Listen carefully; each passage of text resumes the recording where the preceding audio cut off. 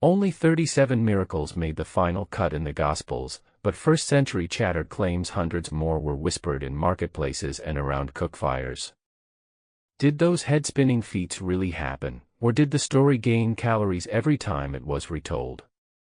Tonight we're not here to tell you what to believe, we're asking what we can actually know.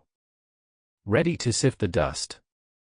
Section 1, The Wedding at Cana. Picture this: Jesus, his mom, and a handful of disciples turn up at a village wedding. Great food, live band, mood lighting, and suddenly the wine is gone. A social faceplant in the making. Mary gives her son the mom look.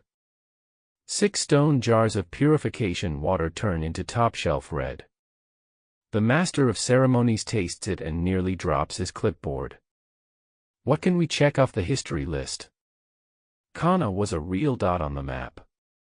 Today scholars argue between Kafr Cana and Khirbet Cana. Both sites have first-century pottery and ritual baths. John's Gospel calls this Jesus' first sign. In Greek, semeion means more than magic trick, it's a billboard for divine authority. That's about it. No Roman tabloid screams, local caterer saves reception. No tavern graffiti reads, best wine ever, ask for the Galilean. Craig Keener points out that the phrase, good wine versus plunk mirrors Greco-Roman banquet etiquette. Josephus never mentions the party, but he does use the word paradoxa, paradoxical deeds, when talking about Jesus' reputation. So the miracle remains technically unverified, yet the scene drips first-century realism and positions Jesus as the guy who throws open the hospitality tent, not the street corner wizard. Section 2, Healing the leper. An unnamed man, skin wrecked by lesions, kneels in the dirt. If you're willing, you can make me clean. Jesus doesn't flinch, he reaches out and touches the guy. Historical gut check: under Jewish purity law, leprosy meant exile. Victims lived outside town limits and had to shout, unclean, if anyone came near. Touching them made you unclean, too, unless you had divine clearance. Archaeology backs up the terror. First-century skeletons around Jerusalem show the bone damage that leprosy leaves behind. Rabbinic texts later call the disease the whisper of death. Mark's Greek uses the verb katharizo, to cleanse, the exact term found in temple scrolls for restoring ritual purity. No Roman physician files a follow-up report, but the emotional logic is bulletproof.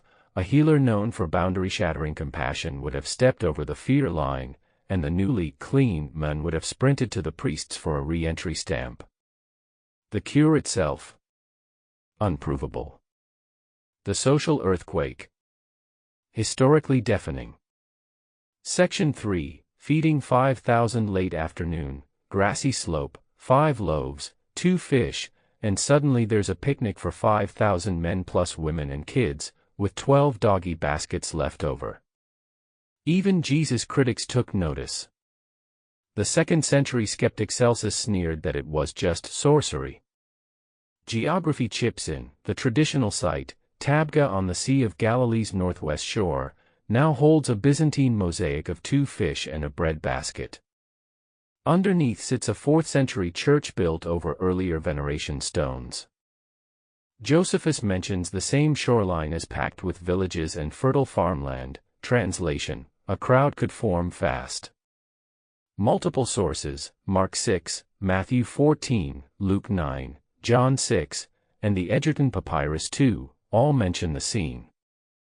Paula Fredrickson notes the Eucharistic echo: Jesus takes, blesses, breaks, gives, but also points out that multiplying grain is a theme in Greco-Roman folklore.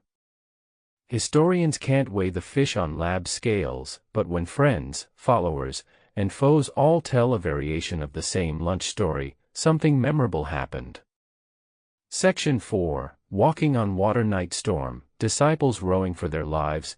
Jesus strolls across the lake like it's a boardwalk. Matthew even tosses in Peter, who starts sinking like a stone until he grabs the divine lifeguard.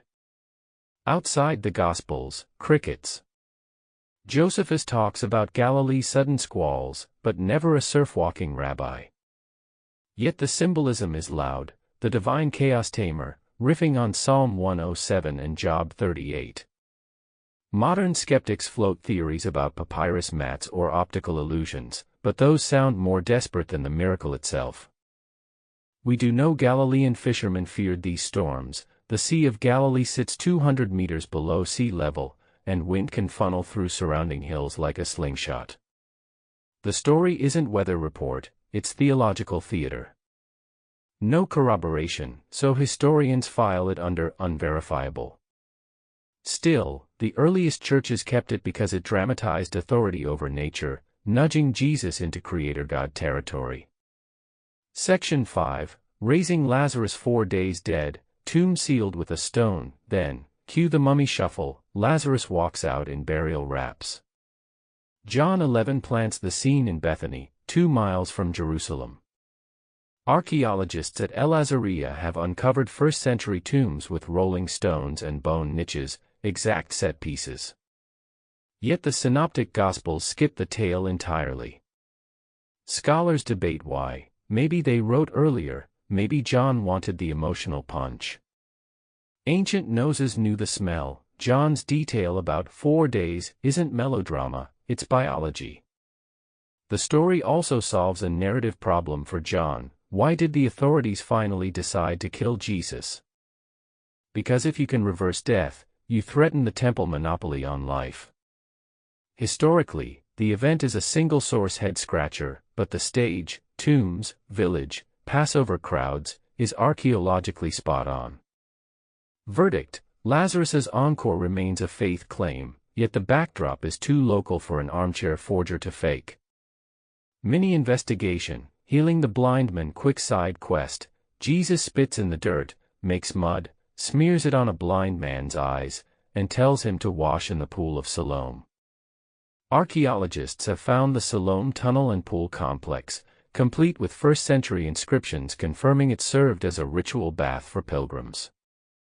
Once again, local color checks out. Section 6, Modern Scholarly Take. What do the pros say? Bart Ehrman: Jesus was widely thought to be a miracle worker. Whether he actually performed miracles is a theological question, not a historical one. Dale Allison: multiple attestation, enemy acknowledgement, and embarrassing bits point to something real underneath. Craig Evans notes that miracle worker reputations were rare. Most wonder workers claimed power over demons or weather, rarely both, plus resurrection. Bottom line, the sources are early, diverse, and often hostile. The events themselves break the lab scale. You can't rerun the footage, but you can trace the shock waves. Those shock waves, changed lives, sudden worship, fierce pushback, are carved into the record. Section 7, What the evidence adds up to. We started with 37 miracles and zoomed in on 6. Each one sits on a spectrum: unverified moment, historically grounded setting, socially credible fallout.